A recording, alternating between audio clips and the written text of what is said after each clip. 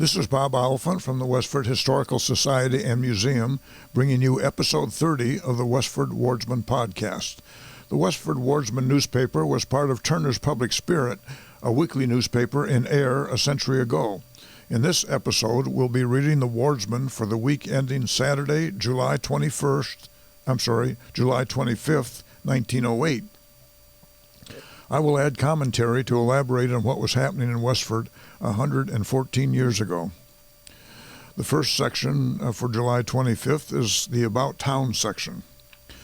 One of the evenest ball games of the season was played last Saturday on Westford territory between the Westford team and the TR&T of Billerica.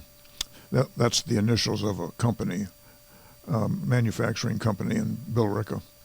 Before the game began, the manager of the Billerica team said, "If you beat us, you will beat the best team that has come out of Billerica for 20 years. This remark was loaded with truth, for the game proved to be one of the most closely contested games of the season, the Billerica team winning by a score of 5-3 in 11 innings. When it is considered that the winning team has only been defeated once this season, the Westford team can feel that they gave them a close game for the number of innings."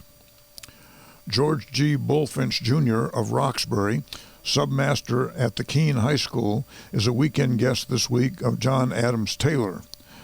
John is a son of Sam Taylor, who's the writer of the About Town section. Mrs. Julia, Gertrude, and Emily Fletcher are spending the week at Peaks Island, Maine. The next meeting of the Spalding Light Cavalry Association will be held at Town Hall Wednesday evening, July 29th. At the last meeting, 20 new members were admitted. The milk train on the Stony Brook Railroad was delayed last Sunday near the Stony Brook Bridge by a small breakage on the engine. The skill of the engineer soon made the engine in running order, and the train soon sped on to Boston to relieve the drought of its inhabitants. J. Willard Fletcher is having part of his mowing done by the engines on Stony Brook Road. Steam power is cheaper than horsepower, especially when you get paid for having it done. Fire cuts closer than a mowing machine and does it quicker. This is Sam's somewhat humorous Sam Taylor's way of saying that Willard Fletcher had a fire on some of his farmland caused by sparks from a passing steam locomotive. The assessors have committed the list of taxes to L.W. Wheeler, the tax collector, who is busy preparing interesting reading material for each individual taxpayer. The dry weather and light crops may make it difficult reading for some, but you have until November 1st to prepare. The next section is the Westford Center section. At the funeral of Miss Gertrude Sherman last week, Thursday afternoon, Miss Edna Ferguson and E.G. Boynton sang two beautiful selections, Lead, Kindly Light, and Jesus, Lover of My Soul.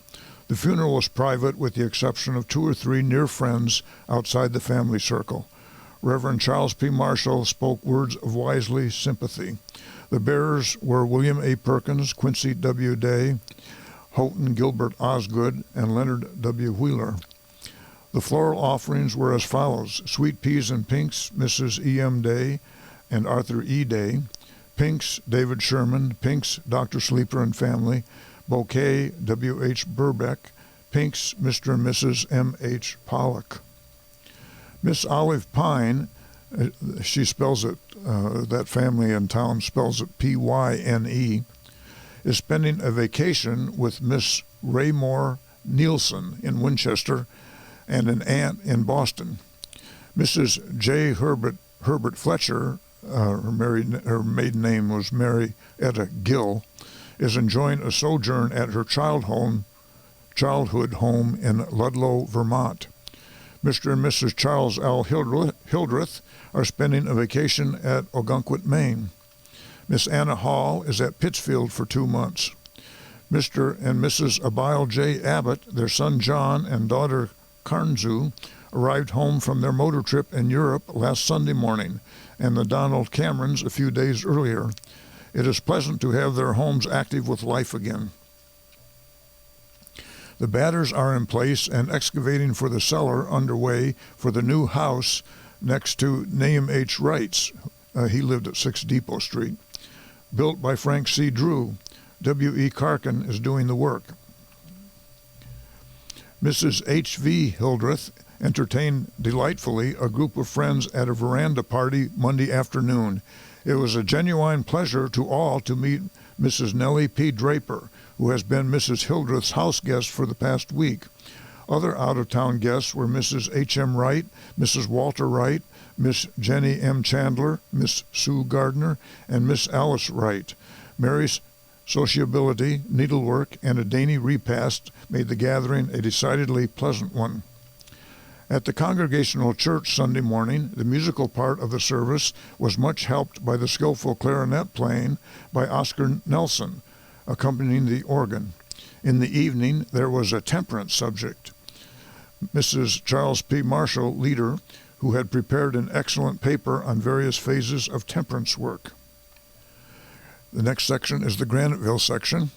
Owing to the inclement weather, last week Friday evening, the Ladies' Aid Society of the Methodist Church was obliged to change its plans somewhat in regard to the lawn party that was to have been held on the church grounds. The program, however, was carried out successfully in the church vestry, where an impromptu musical program was given that proved very enjoyable. Ice cream, cake, and other refreshments found ready sale, and although the attendance was not as large as would have been the case had the weather been more favorable, those present were ever ready with their purse, and the affair proved to be a social and financial success. 2 officers of a well-known Lowell bank visited the superintendent's office of the Abbott Worsted Company's mills here last week, Thursday afternoon, for the purpose of receiving deposits or opening new accounts. In spite of the present short time, the opening day proved very successful, and it is the intention of this bank to have some official present at the mills on every Thursday afternoon for the purpose of attending to this end of the business.